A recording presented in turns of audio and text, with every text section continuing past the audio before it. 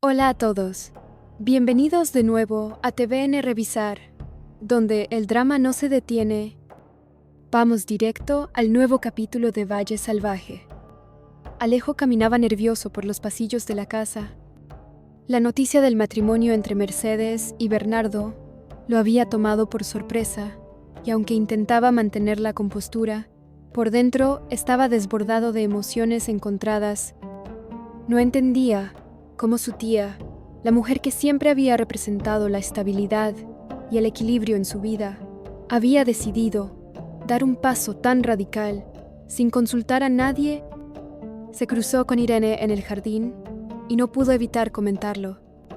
¿Lo sabías?, preguntó, deteniéndose de golpe. Sí, respondió ella, con tono neutro. Me lo dijo Mercedes, ayer, y no dijiste nada. No era mi decisión contarlo.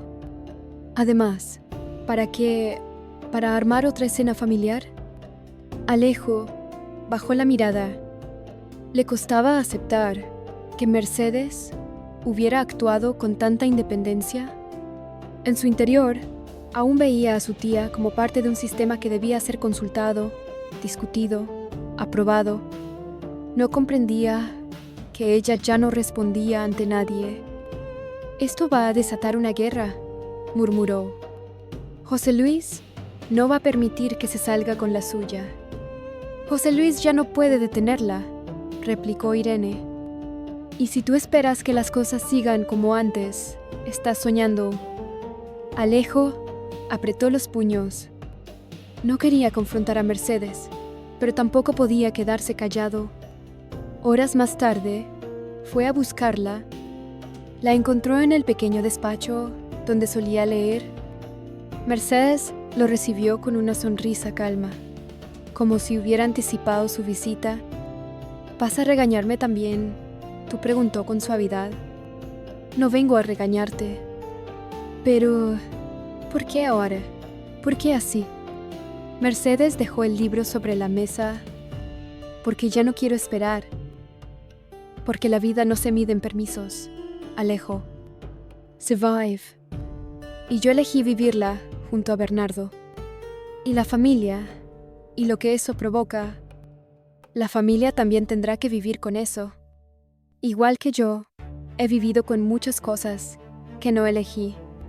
Alejo la miró con un nudo en la garganta. Parte de él admiraba el coraje de su tía, pero otra parte, más vulnerable, temía que el equilibrio de todo el clan se estuviera resquebrajando para siempre. Mercedes se acercó y le tomó la mano. No quiero que me entiendas. Solo quiero que sepas que no hice esto contra nadie. Lo hice por mí. Alejo asintió lentamente. Salió de la habitación sin decir más, con el corazón dividido. Sabía que algo había cambiado para siempre y que, tal vez, él también debía cambiar. Mercedes caminaba por el corredor de la casa pequeña con la cabeza en alto. Sabía que cada paso que daba era observado, juzgado o cuestionado por alguien del valle, pero ya no le importaba. El matrimonio con Bernardo no había sido un gesto impulsivo ni una provocación. Había sido una afirmación silenciosa de su libertad. Desde que firmaron los documentos, Mercedes sentía una calma interior que contrastaba con el caos que sabía que se desataría a su alrededor. Sabía que José Luis no perdonaría lo que él consideraba una afrenta personal. Sabía que Victoria usaría el evento para sembrar veneno y que incluso entre sus sobrinos habría decepción o desconfianza, pero ya no buscaba agradar.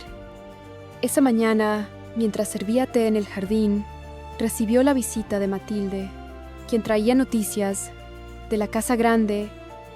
Dicen que José Luis está furioso, le dijo, casi susurrando, que no quiere verla ni oír su nombre. Mercedes sonrió sin amargura. Lo entiendo. Siempre le molestaron las decisiones que no pudo controlar. Why Victoria? Victoria está luchando contra su propio reflejo. Siempre quiso ser la señora del valle, pero no se dio cuenta de que el poder no se hereda, se construye. Matilde la observó con admiración. Había visto a Mercedes llorar, caer, resistir, y ahora la veía erguida, sin rencor, pero con firmeza, como una mujer que por fin era dueña de su vida. Y Bernardo preguntó a la criada con una sonrisa cómplice: «Bernardo está más tranquilo que nunca. Dice que por fin duerme bien». Ambas rieron brevemente, pero en el fondo, Mercedes sabía que la tormenta aún no había comenzado. Aún quedaba por enfrentar a los fantasmas del pasado el peso del apellido, las amenazas de José Luis y la mirada de quienes nunca le perdonarían haber elegido a su manera. Por la tarde, al caminar por el mercado del pueblo, notó como algunas mujeres la saludaban con frialdad y otros simplemente desviaban la vista. No era rechazo, era miedo. Miedo a que una mujer como ella pudiera hacer lo que quiso, sin pedir disculpas. Al regresar, Bernardo la esperaba en el pórtico. «¿Todo bien?», preguntó él, leyéndole el rostro. «Sí, todo en su lugar. Aunque los muros se estén agrietando, entonces que se agrieten», dijo él con convicción.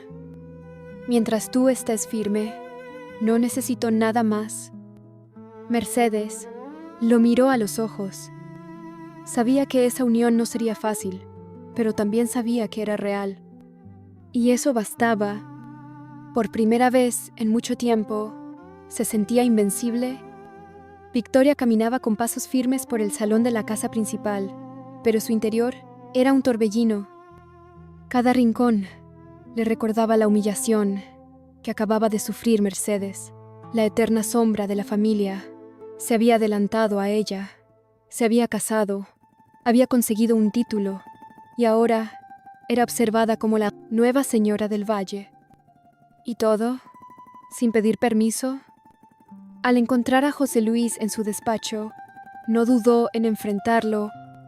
Cerró la puerta con un golpe seco y lo miró con rabia contenida. «Vas a seguir callado», espetó. «Vas a dejar que esa mujer se burle de ti y de todos nosotros».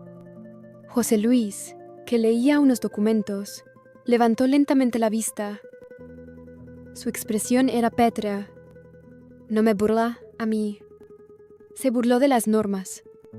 Y las normas, como sabes, ya no significan nada para muchos. «No seas cobarde», soltó Victoria. «Tú tenías que detener ese matrimonio. Tenías que proteger el apellido, el linaje, tu lugar en esta familia». José Luis se incorporó, cansado. ¿Y cómo lo haría? Victoria, encerrándola, amenazándola con desheredarla. Ella ya no teme nada. Y Bernardo hizo una pausa. Bernardo tiene poder ahora. ¿Y tú no lo retó ella? ¿Dónde está el José Luis que conocí, el que no permitía ni una insolencia? Él la observó con dureza. Ese José Luis murió el día que todos decidieron ignorar mis palabras. Estoy rodeado de desleales, de familiares que se creen libres porque tienen títulos. Pero te aseguro algo, Victoria, esto no quedará así.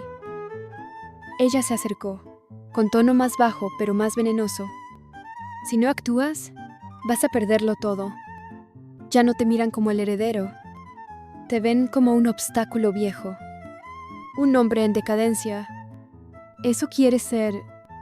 José Luis no respondió de inmediato. Luego se giró hacia la ventana. Aún tengo cartas que jugar. Y cuando lo haga, Mercedes deseará no haber vuelto nunca al valle. Victoria dio un paso atrás, satisfecha. Había reavivado la llama, pero en el fondo, no por Mercedes. Su verdadero temor era quedar atrás, ser solo una prometida sin corona, una reina sin trono.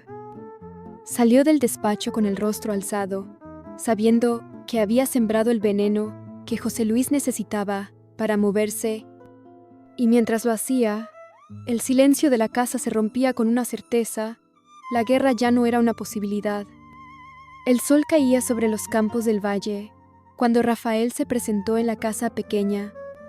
Bernardo lo recibió en la entrada con cordialidad, pero supo al instante que la visita no era casual.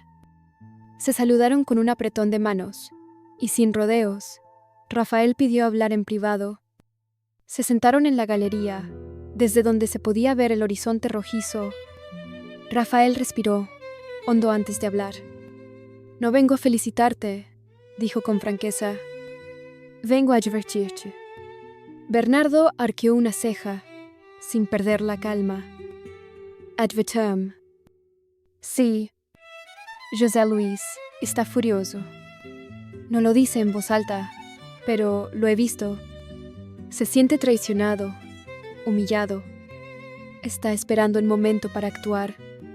Y cuando lo haga, no será con palabras. Bernardo asintió lentamente.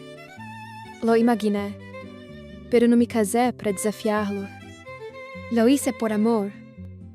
Lo sé, y te respeto por eso, pero eso no cambia el hecho de que él no va a permitir que tú y Mercedes crezcan en poder sin intentar detenerlos. Bernardo se inclinó hacia adelante. ¿Y tú? ¿De qué lado estás? Rafael lo miró fijamente. Del de la verdad.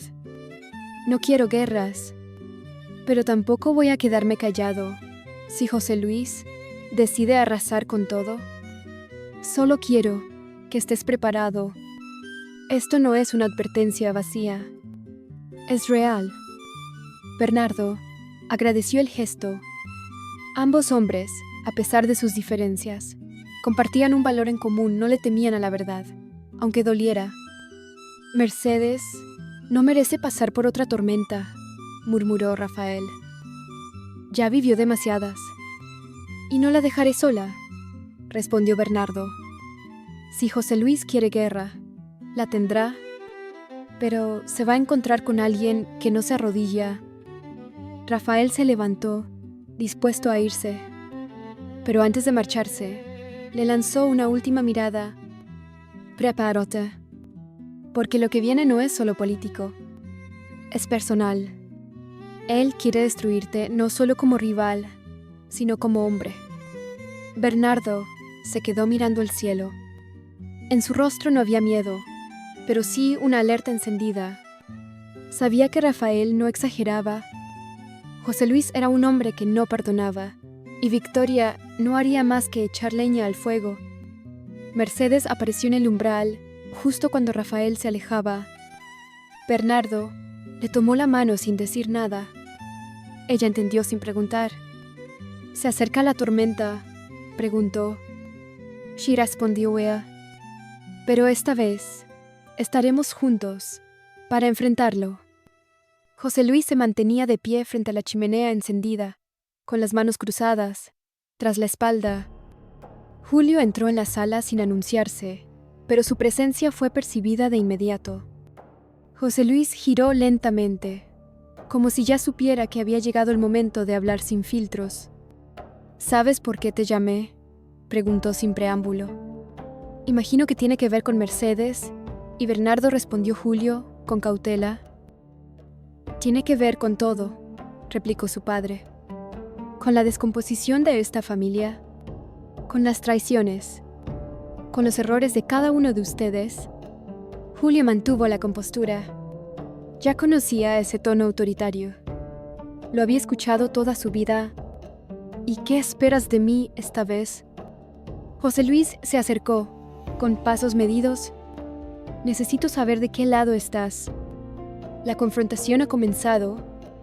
No es simbólica, es real. Y no acepto posiciones intermedias. ¿Quieres que me alíe contigo contra Mercedes?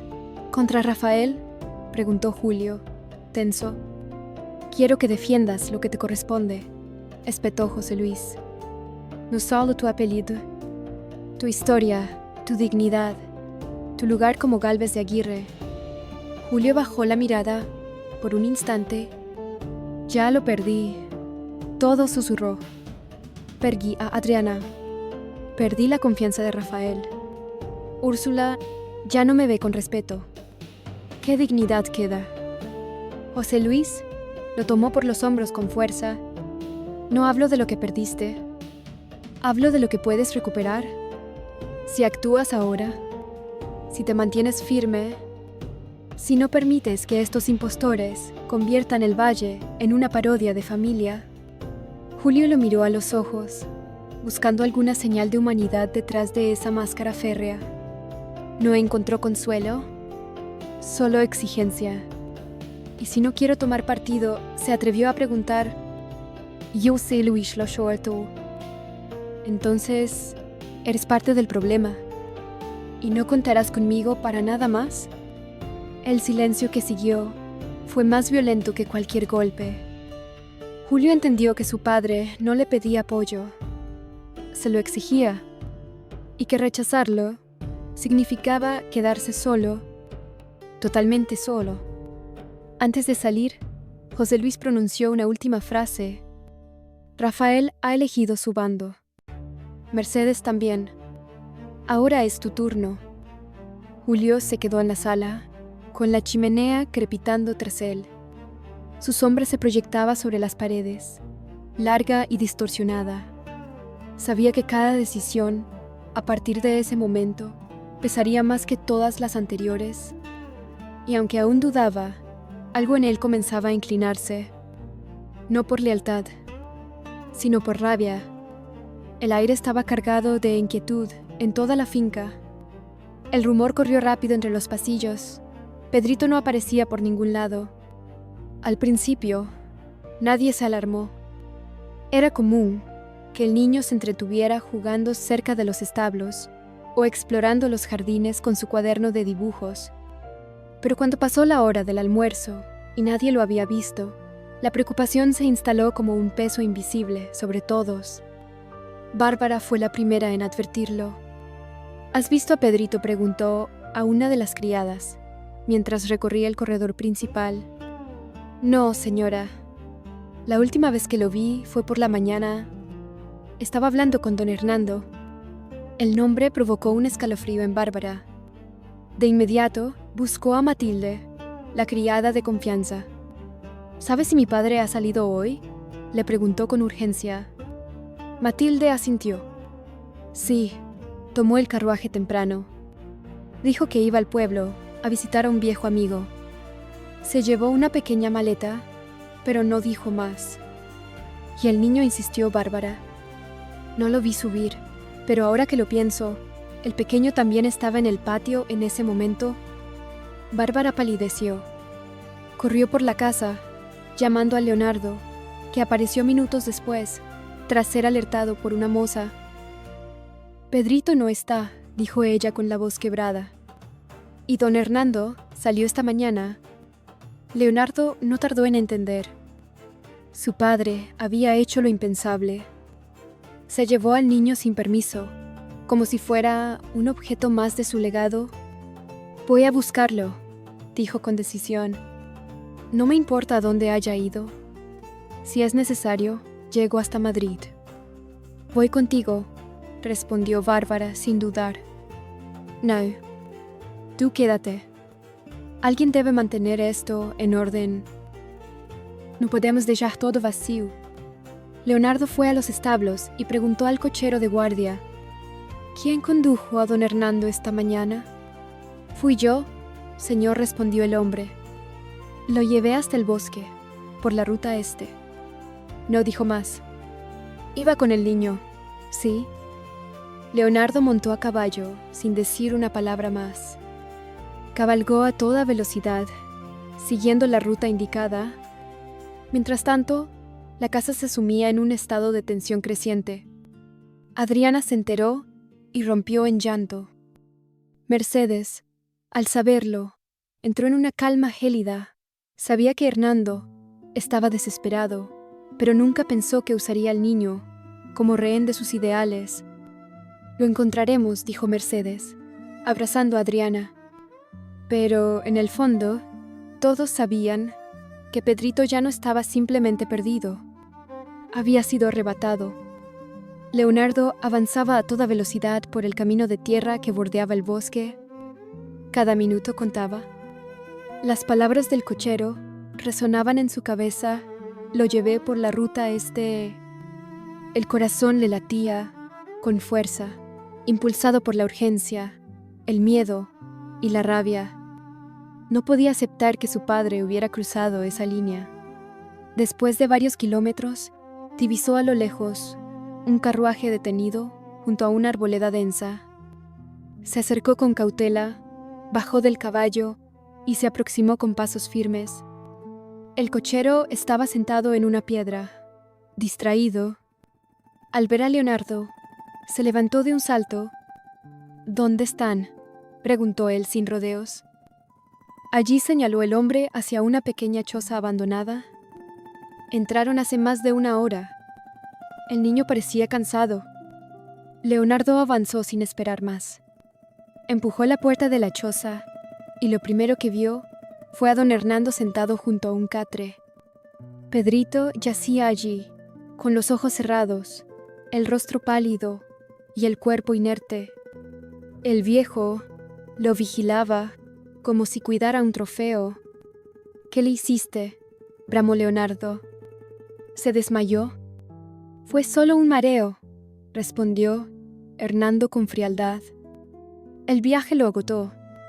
Lo secuestraste, lo alejaste de su madre, de su familia. ¿Qué clase de monstruo eres?». «Lo llevé para protegerlo», replicó Hernando, levantándose con esfuerzo. «Ese niño está rodeado de mujeres débiles y de hombres sin visión. Yo quería formarlo, moldearlo como debe ser un Gálvez». Leonardo se arrodilló junto a Pedrito, que comenzaba a moverse con debilidad. Le mojó los labios con agua de una cantimplora. El niño murmuró apenas su nombre. «Ya estoy aquí, Pedrito. Todo estará bien». Hernando observó la escena con una mezcla de frustración y desdén. «No entiendes lo que está en juego. Este valle necesita un heredero fuerte, uno que lleve la sangre sin contaminarla con sentimentalismos». Leonardo lo miró con ojos encendidos. «Tú ya no decides nada. Este niño no te pertenece. No es una pieza más de tu legado. Es un ser humano». Tomó al pequeño en brazos y se volvió hacia la puerta.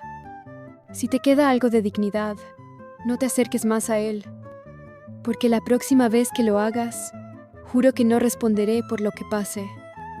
Salió de la choza sin mirar atrás. El cochero, al ver la escena, se apresuró a preparar el carruaje. Hernando no los detuvo. Solo se quedó allí, de pie, vencido por su propia soberbia. En el camino de regreso, Pedrito dormía apoyado en el pecho de su tío. Y Leonardo, con el alma herida pero el deber cumplido, sabía que el verdadero peligro ya no venía de afuera. Estaba dentro de la propia familia. La noticia del hallazgo de Pedrito se extendió como un rayo por toda la finca. Bárbara fue la primera en salir a recibir a Leonardo cuando el carruaje cruzó los portones. Al ver al niño dormido entre sus brazos, soltó un sollozo contenido y corrió a abrazarlo. Pedrito despertó con una mueca de confusión, pero al ver los ojos de su hermana, sonrió débilmente.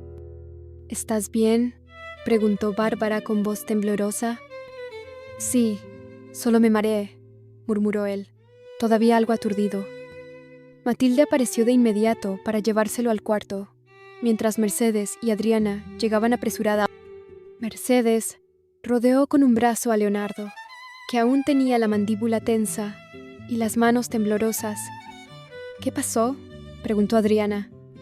«Se lo llevó como si fuera suyo. Lo tenía en una choza, solo, deshidratado. Dice que quería formarlo como un verdadero Gálvez», respondió Leonardo con voz amarga. «¿Dónde está ahora?». «Quedó atrás». «¿Solo?». «No quise tocarlo, porque si lo hacía, no sé qué habría sido de mí», confesó. Mercedes asintió en silencio. Había vivido lo suficiente. para entender el tipo de crueldad que nace del poder desmedido, y sabía que Hernando no se detendría mientras creyera que aún podía influir. Horas después, en la casa grande, José Luis fue informado. Escuchó todo sin emitir palabra. Victoria, sentada a su lado, murmuró con frialdad: ¿Y ahora qué? Van a denunciarlo. Van a exponer al patriarca. ¿No necesitan hacerlo?, dijo José Luis. Él mismo se ha destruido. El respeto que quedaba por él ha muerto con este acto. No exageres, replicó ella. Solo quiso asegurarse de que su linaje no se pierda. José Luis la miró con una expresión que bordeaba el desprecio. ¿Tú también lo justificas? Victoria no respondió. Su silencio fue más revelador que cualquier argumento. Mientras tanto, en la casa pequeña, Mercedes acariciaba el cabello de Pedrito mientras dormía. Adriana la observaba desde la puerta, con los ojos enrojecidos. «Gracias por traerlo de vuelta», susurró. «Él es parte de todos nosotros», respondió Mercedes. «Y no vamos a permitir que nadie más lo use como arma». Leonardo apareció detrás de ellas. «He decidido algo», dijo. «A partir de ahora, ningún niño de esta familia se quedará solo con don Hernando. Ni un segundo. Lo voy a decir claramente a todos. Y si se niegan, entonces tendrán que elegir», dijo él con dureza. «O están del lado de los que cuidan, o del lado de los que dañan». El ambiente en la casa ya no era de crisis. Era de determinación. Y aunque la calma había regresado, todos sabían que lo peor aún no había pasado. La mañana siguiente amaneció con rumores silenciosos y miradas esquivas. Una nueva noticia comenzaba a recorrer los pasillos. Mercedes se había convertido oficialmente en la propietaria de la casa pequeña. Lo que antes era un espacio prestado, tolerado por la familia como una concesión, ahora pasaba a ser suyo por derecho, firmado y registrado. Luisa, al enterarse, quedó paralizada frente al fregadero de la cocina. Sus manos mojadas se aferraron al borde del mármol como si necesitara sostenerse para no caer. Aquella casa había sido su lugar de trabajo durante años, su zona de seguridad. Ahora, con Mercedes como nueva dueña, no sabía qué esperar. «¿Lo sabías?», preguntó Luisa a Pepa, que entraba con una canasta de ropa limpia. «Me lo dijeron anoche», respondió la mujer, bajando la voz. Mercedes firmó los papeles hace días. Solo estaban esperando el momento de hacerlo público. «¿Y qué va a pasar con nosotras?», susurró Luisa. «Si ella decide traer a su propia gente, nos vamos a la calle». «No creo que haga eso», replicó Pepa. «Mercedes no es como Victoria, pero igual deberías hablar con ella». Luisa negó con la cabeza, tragando su orgullo.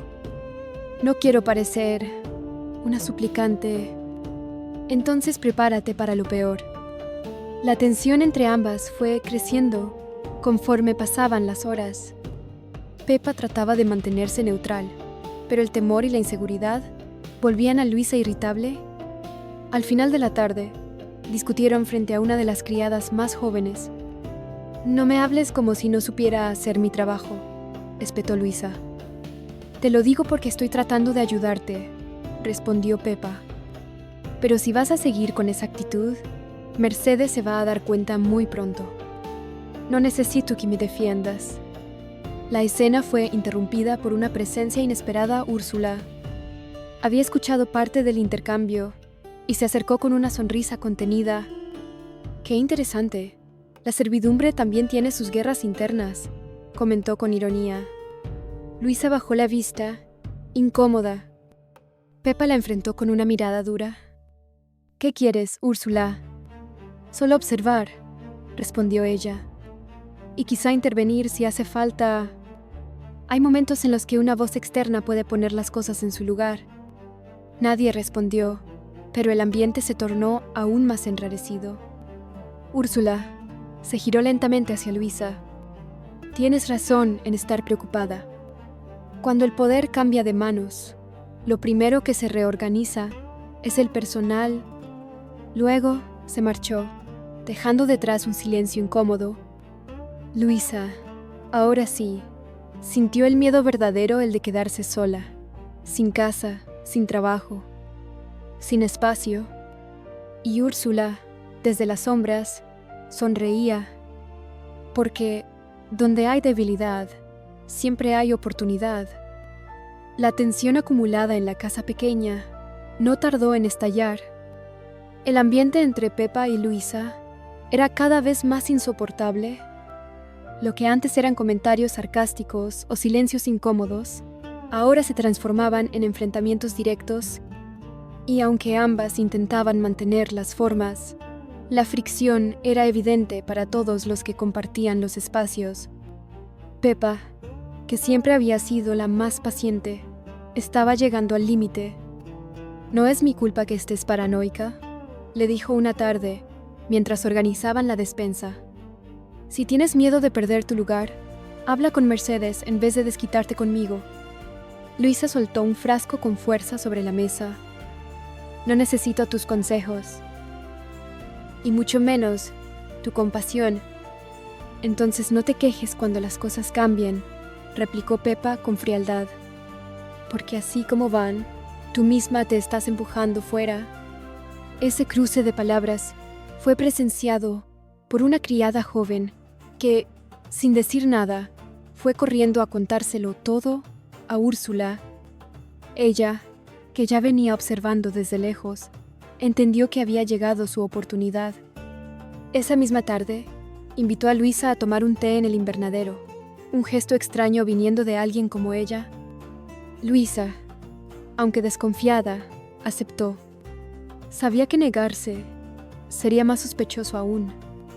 «Imagino que estás preocupada por tu lugar», empezó Úrsula, con voz melosa. «No me gusta depender de rumores», respondió Luisa. «Pero sí, me inquieta lo que está pasando».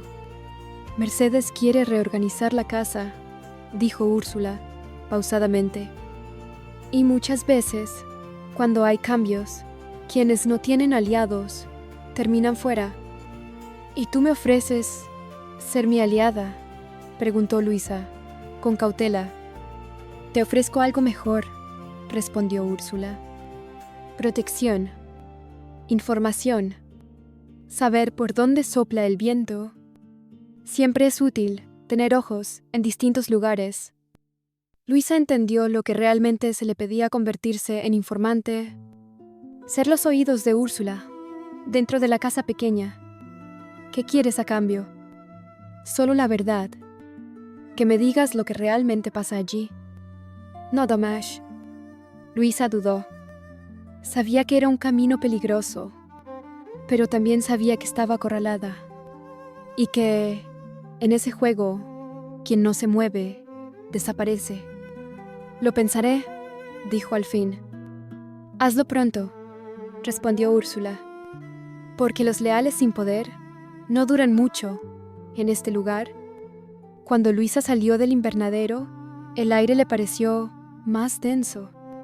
Había cruzado una línea, aunque no supiera aún si lo haría o no. Y Úrsula, satisfecha, tomó un sorbo de té con calma. Ella no necesitaba pelear. Solo tenía que saber cuándo sembrar la duda correcta. La sala principal del ala antigua fue el escenario elegido para una reunión extraordinaria. Mercedes había solicitado hablar cara a cara con José Luis y Victoria. Bernardo la acompañaba, sabiendo que la tensión sería inevitable.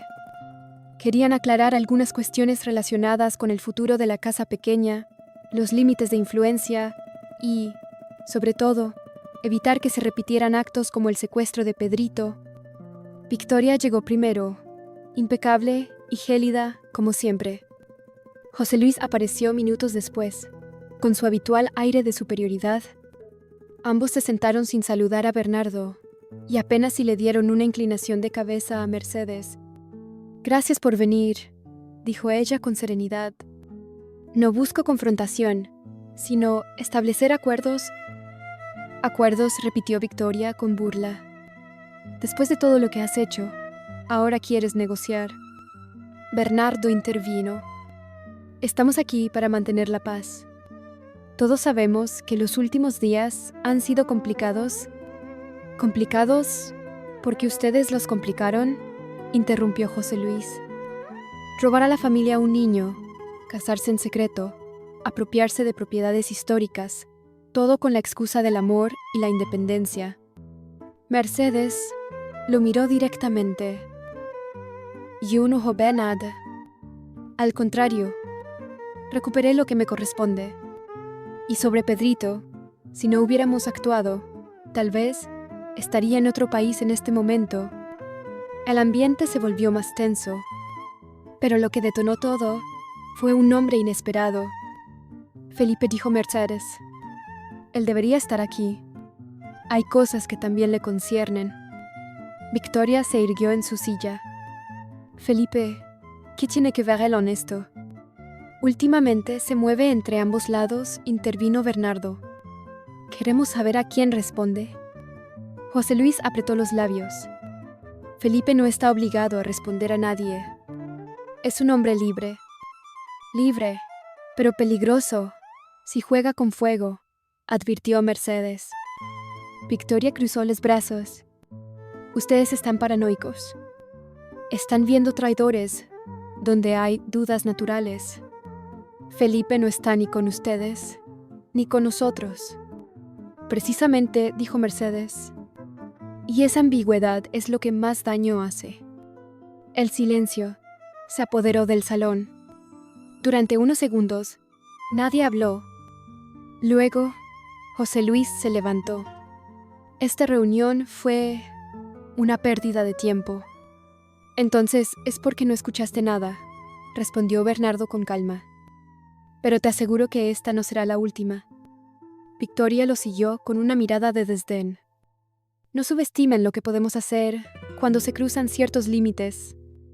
Mercedes se quedó sentada, observando cómo ambos se retiraban.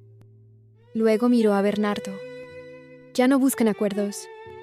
Solo esperan la oportunidad de golpear. Y nosotros se la vamos a quitar, respondió él. Paso a paso. La noche envolvía al valle con un silencio tenso, como si la tierra misma supiera que algo oscuro se gestaba en las sombras.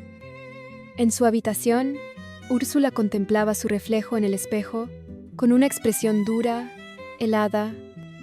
Ya no había espacio para el dolor ni para la tristeza. Lo que sintió al ver a Rafael y Adriana juntos había sido transformado en una determinación fría, calculadora.